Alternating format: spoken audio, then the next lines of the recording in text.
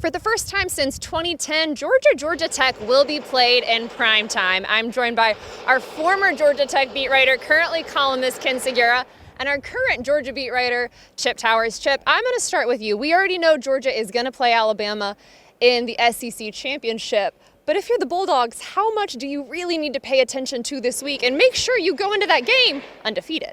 Yeah, I mean, you know, we get so tired probably of hearing the next game mentality, but this is why Georgia's been able to win 28 games in a row. They don't overlook anybody. We talked to a couple of players today. Their minds are completely on Tech. They're pretty fired up about this game. This is a much better Tech opponent than they faced in the last couple of years, and Tech has given them a hard time despite that. In the middle of all this streak, there's nothing, believe me, I know my father went to Georgia Tech. There's nothing they would like to do more this week than to wreck Georgia's season. So Georgia's fully aware of that, and they realize they have to be completely focused. Ken, Georgia Tech bowl eligible for the first time since 2018 in first-year head coach Brent Key, at least first year that he's full-time head coach. What have you seen from Georgia Tech this season, and what will give them the best shot against Georgia on Saturday?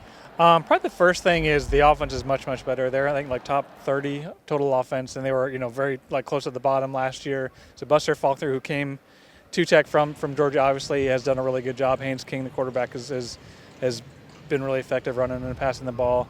And then two, I think probably talent's better. I imagine the coaching staff gets a lot of credit too. So a lot of structural things, but just the offense. When you look at it to start with, that's where they're much better than they have been.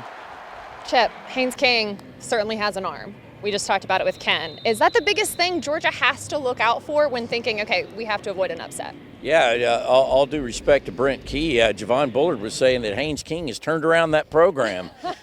And I don't know, maybe he misheard. Maybe it was actually he thought he heard Key instead of King. But no, it's been a huge difference maker. And listen, Georgia's had some issues defensively early on for sure. I mean, one of the things that everybody's going to be looking out for, Kirby Smart, chief among them, is can they keep them out of the end zone on that first possession, because at 5 straight games Georgia's given up a touchdown on the first possession. And again, talking to Javon Bullard this week, he's like, we got to fix that. I mean, that's a problem. It's turned out all right. Georgia's in-game adjustments are monumental. They've been unbelievable this year, but you'd rather not have to make them. Haynes King's a problem and a big playmaker for the Jackets.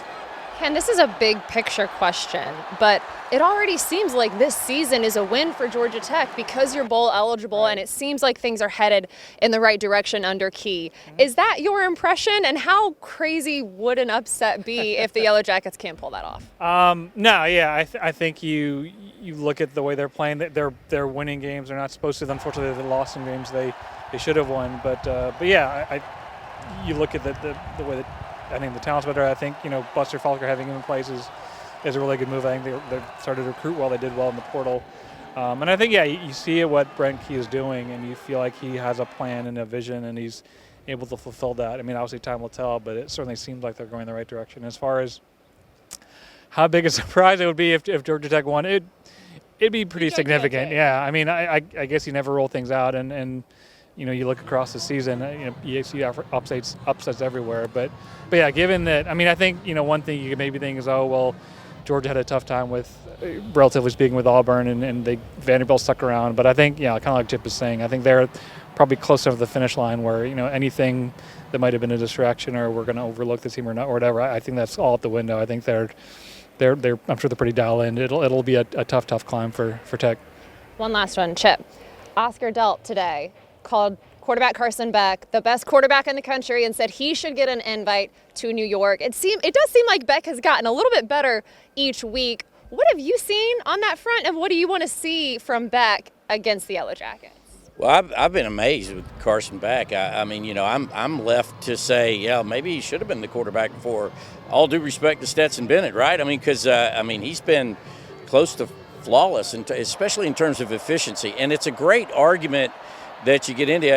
We were having this argument in the press room, earlier this week in Athens, from the standpoint of he's surrounded by a great team. Yeah, he doesn't get pressured a lot. Yeah, but is that his fault? I mean, not necessarily.